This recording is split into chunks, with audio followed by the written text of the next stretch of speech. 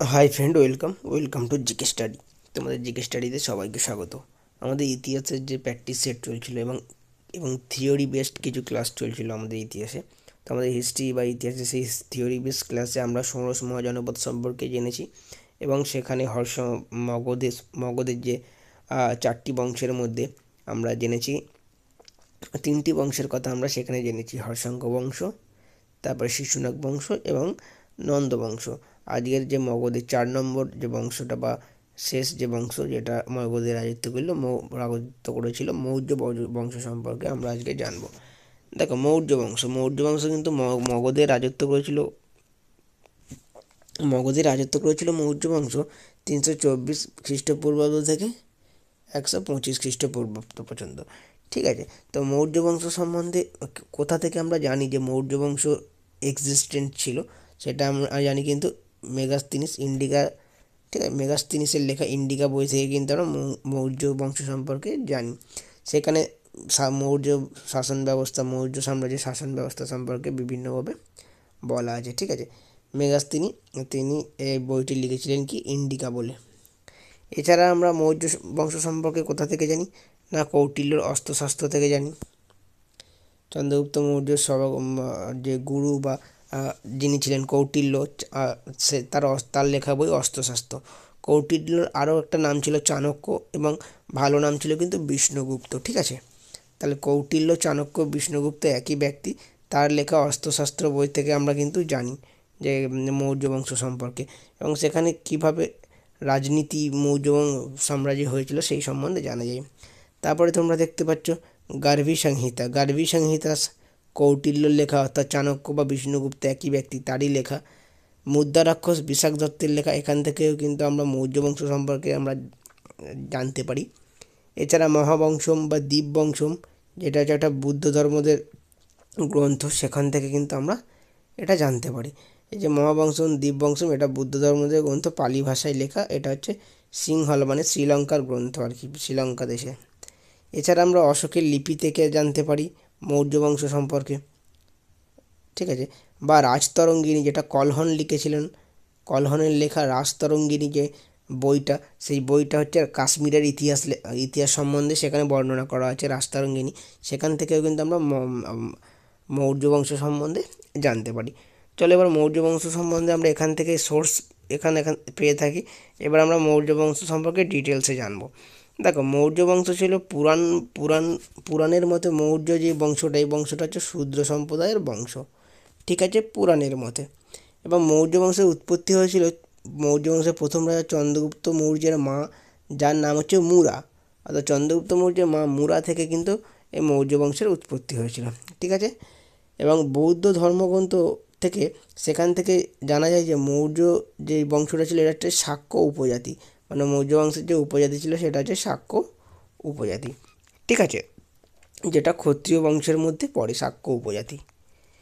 চলো আমরা মৌর্য বংশের প্রথম রাজা Chandragupta Maurya, very very important. Maurya বংশের প্রথম রাজা হচ্ছে চন্দ্রগুপ্ত মৌর্য। চন্দ্রগুপ্ত মৌর্য সম্বন্ধে আমরা ফ্যাক্টগুলো জেনে নিই। চলো, মৌর্য বংশের প্রথম রাজা চন্দ্রগুপ্ত মৌর্য উপাধি ছিল কিন্তু মহারাজা ধীরাজ। চন্দ্রগুপ্ত মৌর্য ছিল মহারাজা ধীরাজ এবং চন্দ্রগুপ্ত মৌর্য ছিলেন প্রথম ঐতিহাসিক সম্রাট বা নৃপতি, প্রথম ঐতিহাসিক বা প্রথম সার্বভৌম নৃপতি ছিল কিন্তু আমাদের চন্দ্রগুপ্ত মৌর্য। তা গ্রিকরা, অর্থাৎ গ্রিস দেশের বাসিন্দারা চন্দ্রগুপ্ত মৌর্যকে বলা হয় স্যান্ড্রোকোটাস বলতো। কী বলতো? স্যান্ড্রোকোটাস। তাহলে চন্দ্রগুপ্ত মৌর্য গ্রিস ভাষায় কী বলে? স্যান্ড্রোকোটাস বলা হয়। ঠিক আছে, তাই স্যান্ড্রোকোটাস মানে হলো বন্ধুত্বপূর্ণ চুক্তির মাধ্যমে গ্রিকদের সঙ্গে সৌহার্দ্যপূর্ণ সম্পর্ক স্থাপন করেছিল এই আমাদের চন্দ্রগুপ্ত মৌর্য। ওই জন্য চন্দ্রগুপ্ত মৌর্যকে গ্রিক ভাষায় বলা হয় স্যান্ড্রোকোটাস। এবং চন্দ্রগুপ্ত মৌর্যের উপাধি ছিল মহারাজা ধীরাজ এবং চন্দ্রগুপ্ত মৌর্য ছিল প্রথম ঐতিহাসিক সার্বভৌম রাজা বা নৃপতি। তারপরে দেখো, চন্দ্রগুপ্ত মৌর্যের আমলে চন্দ্রগুপ্ত মৌর্যের আমলে মেগাস্তিনিস আসে। মেগাস্তিনিস একটা দূত, যে হচ্ছে সেলুকাস নিকেটারের দূত হিসাবে কিন্তু মেগাস্তিনিস চন্দ্রগুপ্ত মৌর্যের সভায় আসেন। ঠিক আছে, 305 থেকে 300 খ্রিস্টপূর্বাব্দে। এবং তিনি এখানে এসে কিন্তু সেলুকাস নিকেটারের দূত মেগাস্তিনিস, তিনি মেগাস্তিনিস ইন্ডিকা বই লিখেছিলেন। ঠিক আছে। চন্দ্রগুপ্ত মৌর্য কিন্তু ধননন্দকে পরাজিত করে। ধননন্দকে না, মৌর্য বংশের আগে যে বংশ মগধে রাজত্ব করেছিল সেটা হচ্ছে নন্দবংশ। নন্দবংশের শেষ রাজা হচ্ছে ধননন্দ। তাই চন্দ্রগুপ্ত মৌর্য ধননন্দকে পরাজিত করে মৌর্য বংশ স্থাপন করেছিল মগধে 324 খ্রিস্টপূর্বাব্দে। ঠিক আছে। এই চন্দ্রগুপ্ত মৌর্য কিন্তু চাণক্য, কৌটিল্য এবং বিষ্ণুগুপ্ত, একই ব্যক্তির তিনটে নাম আর কি, চাণক্য, কৌটিল্য এবং বিষ্ণুগুপ্ত। এই ব্যক্তির সহযোগিতায় চন্দ্রগুপ্ত মৌর্য ধননন্দকে পরাজিত করে মৌর্য বংশ প্রতিষ্ঠা করে মগধে। তারপরে দেখো চন্দ্রগুপ্ত মৌর্যের বললাম, চন্দ্রগুপ্ত মৌর্যকে সাহায্য করেছিল কৌটিল্য, বিষ্ণুগুপ্ত আর চাণক্য, একই ব্যক্তির তিনটে নাম। তারপরে তোমরা দেখতে পাচ্ছ মৌর্য সাম্রাজ্যের যে আধিপত্য, একটা ছকের মাধ্যমে তোমাদের সামনে উপস্থাপন করেছি। তারপরে চলো আরও তথ্য জেনে নিই চন্দ্রগুপ্ত মৌর্য সম্পর্কে। আলেকজান্ডার মগধে আক্রমণের পরামর্শ দিয়েছিলেন চন্দ্রগুপ্ত মৌর্য। সেলুকাস নিকেটারের সাথে কিন্তু আমাদের যে চন্দ্রগুপ্তর মৌর্য যুদ্ধ হয় 305 খ্রিস্টপূর্বাব্দে। 305 খ্রিস্টপূর্বাব্দে কিন্তু সেলুকাস নিকেটারের সাথে চন্দ্রগুপ্ত মৌর্যের যুদ্ধ হয় এবং সেলুকাস নিকেটার সেখানে পরাজিত, মানে হেরে যায়। হেরে গিয়ে সেখানে কাবুল, কান্দাহার, হিরাট এইসব প্রদেশগুলো চন্দ্রগুপ্ত মৌর্যকে ছেড়ে দিয়েছিল এবং চন্দ্রগুপ্ত মৌর্য সেলুকাসকে 500টি হাতি দিয়েছিল। কী দিয়েছিল? 500টি হাতি উপহার দিয়েছিল। তো অনেক ঐতিহাসিকের মতে এটা হচ্ছে ভারতীয় রাজার প্রথম আন্তর্জাতিক চুক্তি, যেটা চন্দ্রগুপ্ত মৌর্য এবং সেলুকাস নিকেটারের মধ্যে হয়েছিল। ঠিক আছে। এবং অনেক ঐতিহাসিকরা মনে করেন যে চন্দ্রগুপ্ত মৌর্য সেলুকাস নিকেটারের মেয়ে হেলেনকে বিয়ে করেছিল। এটা অনেক ঐতিহাসিকরা মনে করে, কিন্তু ভিনসেন্ট স্মিথ এটি মানে না। চন্দ্রগুপ্ত মৌর্যের আমলে 4টি আঞ্চলিক প্রদেশে বিভক্ত ছিল। চন্দ্রগুপ্ত মৌর্যের আমলে মৌর্য বংশের যে টোটাল যে প্রদেশটা ছিল, এলাকাটা ছিল, সেটা 4টি ভাগে ভাগ করা ছিল। ঠিক আছে। তার একটি ভাগ হচ্ছে উত্তরাপাত, মানে উত্তর দিকের যেটা, উত্তরাপাতের রাজধানী ছিল তক্ষশিলা, যেটা আফগানিস্তান কাবুলের দিকে আমরা দেখতে পাই। উত্তরাপাতের রাজধানী ছিল তক্ষশিলা। অবন্তিপদের রাজধানী ছিল কিন্তু উজ্জয়ন। দক্ষিণাপদের রাজধানী ছিল কিন্তু তোষালি। এবং প্রাচ্যের রাজধানী ছিল কিন্তু আমাদের পাটলিপুত্র। প্রাচ্য মানে হচ্ছে পূর্ব দিকে আর কি। প্রাচ্যের রাজধানী ছিল কিন্তু আমাদের কোন দিকে? পূর্ব দিকে। আর পাশ্চাত্য মানে পশ্চিম, প্রাচ্য মানে পূর্ব দিকে। তাহলে উত্তরাপথের রাজধানী তক্ষশিলা, অবন্তিপদ উজ্জয়িনী, দক্ষিণাপদের রাজধানী তৈশালী এবং প্রাচ্যের রাজধানী পাটলিপুত্র। তো এই চন্দ্রগুপ্ত মৌর্যের আমলে মৌর্য বংশ বা মৌর্য প্রদেশ এই 4টি অঞ্চলে বিভক্ত ছিল। ঠিক আছে। তারপরে দেখো চন্দ্রগুপ্ত মৌর্য 24 বছর বয়স রাজত্ব করার পর কিন্তু শেষ জীবনে তিনি জৈন ধর্ম গ্রহণ করে। তো চন্দ্রগুপ্ত মৌর্য কোন ধর্ম গ্রহণ করে? জৈন ধর্ম গ্রহণ করে। এটা কিন্তু তোমরা মনে রাখবে। এবং তিনি 24 বছর রাজত্ব করেছিলেন। তারপরে তিনি মহীশূরের শ্রাবণবেলগোলায় মহীশূর অঞ্চলে শ্রাবণবেলগোলায় ভদ্রবাহুর সাথে জৈন ধর্ম প্রচারে যান। তাই জৈন ধর্ম তিনি গ্রহণ করে ভদ্রবাহুর সাথে কিন্তু জৈন ধর্মের প্রচারে যান। ঠিক আছে। মহীশূরের শ্রাবণবেলগোলায় থেকে। এবং তিনি শেষ জীবনে জৈন ধর্ম অনুযায়ী প্রায় প্রবেশন অর্থাৎ অন্নশনের মাধ্যমে, অর্থাৎ না খেয়ে অন্নশন যাকে বলে, সেই অন্নশনের মাধ্যমে কিন্তু তিনি দেহত্যাগ করেন, অর্থাৎ মারা যান। এই যেটাকে আমরা যে অন্নশনটাকে বলা হয় কিন্তু প্রায় প্রবেশন। ঠিক আছে। তারপরে দেখো জুনাগড় লিপি থেকে কিন্তু ভেরি ভেরি ইম্পর্টেন্ট, জুনাগড় লিপি থেকে আমরা চন্দ্রগুপ্ত মৌর্য কীভাবে গুজরাট এবং সৌরাষ্ট্র দখল করেছিল সেটা কিন্তু আমরা জুনাগড় লিপি থেকে আমরা জানতে পারি। এছাড়া চামুন্ডা রায় শ্রবণগোলায়, মানে যেখান থেকে জৈন ধর্ম প্রচার চালু করেছিল চন্দ্রগুপ্ত মৌর্য, সেখানে গোমতীশ্বর মন্দির নির্মাণ করেন। কী মন্দির নির্মাণ করেন? গোমতীশ্বর মন্দির। তাহলে এই ছিল আমাদের চন্দ্রগুপ্ত মৌর্য সম্পর্কে তথ্য। ঠিক আছে। তারপরে দেখো চন্দ্রগুপ্ত মৌর্যের পরে তার পুত্র অর্থাৎ বিন্দুসার কিন্তু সাম্রাজ্যে রাজা হলেন। চন্দ্রগুপ্তের মৃত্যুর পর 297 খ্রিস্টপূর্বাব্দে বিন্দুসার কিন্তু তিনি সাম্রাজ্যে সিংহাসনে বসলেন। বিন্দুসার এমন একজন রাজা ছিল যার পিতা অর্থাৎ চন্দ্রগুপ্ত কিন্তু খুবই ভালো রাজা এবং যার পুত্র ছিল অশোকও কিন্তু খুব বড় রাজা। তাহলে বিন্দুসার একটা খুব ভালো রাজা, যার পিতাও খুব বড় এবং পুত্রও খুব বড় রাজা ছিল। তাহলে দেখো চন্দ্রগুপ্তের পুত্র ছিল কি? আমাদের বিন্দুসার। আবার বিন্দুসারের পুত্র ছিল কিন্তু অশোক। মানে অশোকের পিতা হচ্ছে বিন্দুসার। ঠিক আছে, জৈন গ্রন্থে অর্থাৎ জৈন গ্রন্থে বিন্দুসারকে বলা হয় সিংহসেনা বলা হয়েছে। কী বলা হয়েছে? সিংহসেনা। এবং গ্রিক গ্রিক গ্রন্থে অর্থাৎ গ্রিক গ্রন্থে বিন্দুসারকে বলা হচ্ছে আমিত্র ছাতাস। কী বলা হচ্ছে? আমিত্র ছাতাস। তোমরা এগুলো নোট করে নেবে, খুব খুব ইম্পর্টেন্ট, এখান থেকে প্রচুর কোশ্চেন এসেছে। জৈন গ্রন্থে বিন্দুসারকে বলা হচ্ছে সিংহসেনা, গ্রিক গ্রন্থে বলা হচ্ছে আমিত্র ছাতাস, এবং ব্রাহ্মণ গ্রন্থে বলা হচ্ছে Amitraghata. Very very important, Amitraghata. তাহলে অমিত্রাঘাত কার উপাধি? অমিত্রাঘাত হচ্ছে বিন্দুসারের উপাধি।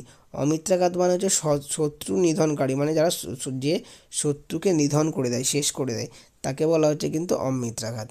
হলো, তাহলে সিংহসেনা জৈন ধর্ম, অমিত্র ছাতাস গ্রিক ধর্ম গ্রন্থে, এবং অমিত্রাঘাত হচ্ছে কিন্তু ব্রাহ্মণ গ্রন্থে। এই উপাধিগুলো বিন্দুসারের ছিল। বিন্দুসারের আমলে অনেকগুলো দূত এসেছিল, যেমন আমাদের চন্দ্রগুপ্ত মৌর্য আমলে মেগাস্তিনিস দূত এসেছিল। সেরকম বিন্দুসারের আমলে সিরিয়ার রাজা প্রথম অ্যান্টিওকাস, তাহলে সিরিয়ার রাজা প্রথম অ্যান্টিওকাসের দূত দামাইকাস, তিনি কিন্তু এসেছিলেন আমাদের বিন্দুসারের রাজসভায়। তাহলে সিরিয়ার রাজা প্রথম অ্যান্টিওকাসের দামাইকাস দূত কিন্তু আমাদের বিন্দুসারের এতে এসেছিল, সাম্রাজ্যে এসেছিল। এবং মিশরের রাজা দ্বিতীয় প্লটেমি ফিলাডেলফাস, এবং মিশরের রাজাকে না দ্বিতীয় প্লটেমি ফিলাডেলফাস, তিনিও দূত পাঠিয়েছিল বিন্দুসারের সাম্রাজ্যে, যার নাম হচ্ছে ডাইওনেসিয়াস। তাহলে সিরিয়ার রাজা প্রথম অ্যান্টিওকাস যে দূতটা পাঠিয়েছিল তার নাম হচ্ছে দামাসিয়াস, এবং মিশরের রাজা দ্বিতীয় প্লটেমি ফিলাডেলফাস যে দূতটা পাঠিয়েছিল তার নাম হচ্ছে ডাইওনেসিয়াস। ঠিক আছে, তারপরে দেখো, যেমন বিন্দুসারের বাবা অর্থাৎ চন্দ্রগুপ্ত মৌর্য জৈন ধর্ম গ্রহণ করেছিল, কিন্তু বিন্দুসার কিন্তু আজীবক সম্প্রদায় বা আজীবক ধর্ম, এটা জৈন ধর্মের আরেকটা পার্ট আর কি, আজীবক, সেই আজীবক সম্প্রদায়কে কিন্তু ফলো করতো। আজীবক ধর্মটা আজীবক সম্প্রদায়টা কিন্তু বিন্দুসার পৃষ্ঠপোষকতা করতো অর্থাৎ ফলো করতো। ঠিক আছে, তার সময় কিন্তু তক্ষশিলায় ব্রাহ্মণদের বিদ্রোহ ঘটে, যেটা আবার পরে অশোক তার পুত্র সেটাকে কন্ট্রোল করে। ঠিক আছে, তারপরে আমরা চলে যাই। তারপরে তোমরা দেখতে পাচ্ছ এখানে শর্ট ফর্মে আমি তোমাদের জন্য একটু বানিয়েছি। শর্ট ফর্মে বলতে চন্দ্রগুপ্ত মৌর্য, যিনি ধর্মনন্দকে হারিয়েছিলেন। চন্দ্রগুপ্ত মৌর্য তোমরা দেখতে পাচ্ছ, এটা ইংলিশে আমার নোট থেকে তোমাদের জন্য বানিয়েছি। 321 থেকে 297 খ্রিস্টপূর্বাব্দে রাজত্ব করেছিলেন, যিনি ধর্মনন্দকে হারিয়েছিলেন। কার সাহায্যে? নন্দবংশের শেষ রাজা ধননন্দকে হারিয়েছিলেন কৌটিল্যের সাহায্যে। কৌটিল্যর আরেকটা নাম চাণক্য, এবং তার অরিজিনাল নাম হচ্ছে বিষ্ণুগুপ্তা। এবং 305 খ্রিস্টপূর্বাব্দে চন্দ্রগুপ্ত মৌর্য, ঠিক আছে, সেলুকাস নিকেটারকে হারিয়ে দিয়েছিলেন। কাকে? সেলুকাস নিকেটার, যে ছিল কিন্তু গ্রেট রাজা আলেকজান্ডারের মন্ত্রী বা জেনারেল ছিলেন। ঠিক আছে, তাই সেই আলেকজান্ডারের জেনারেল সেলুকাস নিকেটারকে হারিয়ে দিয়েছিলেন আমাদের চন্দ্রগুপ্ত মৌর্য 305 খ্রিস্টপূর্বাব্দে। এবং সেলুকাস নিকেটারের যে একটা দূত ছিল, যাকে চন্দ্রগুপ্ত মৌর্যের সবাই পাঠানো হয়েছিল, তার নাম হচ্ছে মেগাস্তিনিস। তাহলে মেগাস্তিনিস কার দূত ছিল? সেলুকাস নিকেটার, যাকে চন্দ্রগুপ্তের সবাই পাঠানো হয়েছিল। তো এই মেগাস্তিনিসের বাড়ি ছিল কিন্তু গ্রিক, তাহলে মেগাস্তিনিস ছিল গ্রিক অ্যাম্বাসাডার অফ সেলুকাস নিকেটার, মানে গ্রিসের দূত ছিল, যাকে পাঠিয়েছিল সেলুকাস নিকেটার। তাহলে যদি বলে মেগাস্তিনিসের বাড়ি বা কোথা থেকে তার জন্ম, সেটা হবে কিন্তু গ্রিক। সে কার অ্যাম্বাসাডার বা দূত ছিল? সেলুকাস নিকেটার।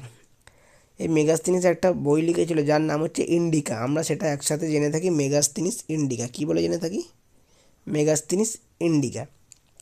ঠিক আছে, তারপর চন্দ্রগুপ্ত মৌর্য জৈন ধর্ম গ্রহণ করেছিল, এবং চন্দ্রগুপ্তকে আমরা কী বলে জেনে থাকি? গ্রিক ভাষায় বলে জ্যান্ড্রোকোটাস বলা হয়। কী বলা হয়? জ্যান্ড্রোকোটাস বলা হয়। তারপরে দেখো বিন্দুসারা সম্পর্কে আমরা এক্ষুনি জানলাম। বিন্দুসারা হচ্ছে 297 থেকে 273 খ্রিস্টপূর্বাব্দ রাজত্ব করেছিল। তিনি দক্ষিণ ভারতে 16টা রাজাকে হারিয়েছিলেন। কটা রাজাকে? 16টা রাজাকে হারিয়েছিলেন। কিং অফ সাউথের 16টা রাজাকে হারিয়েছিলেন। গ্রিক ভাষায় বা গ্রিকে বিন্দুসারের যে টাইটেল ছিল কি?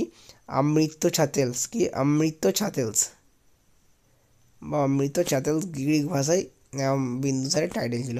আর আমাদের বাংলা ভাষায় বলতে পারো সেটা হচ্ছে অমৃতঘাত। কী ছিল? অমৃতঘাত। ঠিক আছে, অমৃত ছাদেশ বা অমৃতঘাট। চন্দ্রগুপ্ত মৌর্য জ্যান্ড্রকোটাস আর বিন্দুসারা অমৃতঘাত বা অমৃত ছাতেলাস। বিন্দুসারা কিন্তু ল্যান্ড বিটুইন টু সি, অর্থাৎ দুটো নদীর মধ্যবর্তী অঞ্চল কিন্তু জয় করেছিল। বিন্দুসারের আমলে, আমি এক্ষুনি তোমাদের পড়ালাম, বিন্দুসারের আমলে দুটো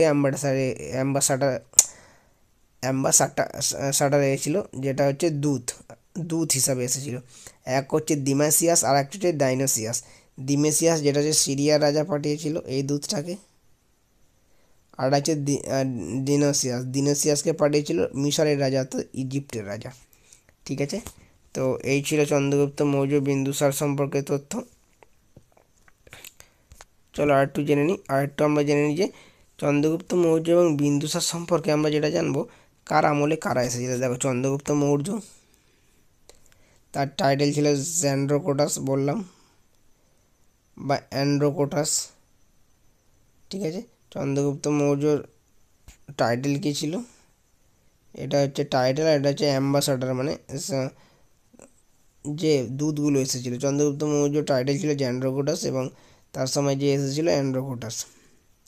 চন্দ্রগুপ্ত মৌর্যর টাইটেল হচ্ছে জ্যান্ড্রোকোটাস এবং অ্যান্ড্রোকোটাস। এবং তাকে বলা হয় কুলাহীনা বলা হয় চন্দ্রগুপ্ত মৌর্যকে। কেন? কারণ তিনি লোকল্যান্ডে, মানে নিচু জাতের ছিল, লোকল্যান্ড উপজাতি ছিল, ওই জন্যকে কুলাহীনা বলা হয়, যেটা বিশাখ দত্ত বই থেকে আমরা জানতে পারি। বিশাখ দত্তর মুদ্রা রাক্ষস বই থেকে আমরা জানতে পারি। চন্দ্রগুপ্ত মৌর্য সম্বন্ধে যে অ্যাম্বাসাডার বা দূত এসেছিল তার নাম কি? মেগাস্তিনিস, যিনি মেগাস্তিনিস ইন্ডিকা বই লিখেছিলেন। এই মেগাস্তিনিস ছিল কিন্তু সেলুকাস নিকেটর এই রাজা কিন্তু মেগাস্তিনিসকে চন্দ্রগুপ্ত মৌর্যের রাজ্যসভায় পাঠিয়েছিল দূত হিসাবে। এবং বিন্দুসারের আমলে দুটো দূত ছিল, একটা হচ্ছে ডিমেসিয়াস সিরিয়ার রাজা পাঠিয়েছিল অ্যান্টিওটাস। ডিমেসিয়াস হচ্ছে সিরিয়ার রাজা পাঠিয়েছিল, ঠিক আছে। আর ডাইনোসিয়াসকে পাঠিয়েছিল কিন্তু ইজিপ্টের রাজা, মানে মিশরের রাজা পাঠিয়েছিল। ঠিক আছে, তো এই হচ্ছে আমাদের তোমার কাছে চন্দ্রগুপ্ত মৌর্য এবং বিন্দুসার সম্পর্কে তোমাদের কাছে ক্লাসে তুলে ধরলাম। তাহলে আমাদের মৌর্য বংশের প্রথম দুটো রাজা সম্পর্কে তোমাদের এই ক্লাসে জানালাম, এবং পরের ক্লাসে তোমাদের অশোক সম্পর্কে আরও ডিটেলসে ক্লাস নেব। ঠিক আছে, তো ভালো করে পড়াশোনা করো, আর চ্যানেলটাকে শেয়ার ও সাবস্ক্রাইব করে দিও। দেখা হচ্ছে নেক্সট ক্লাসে।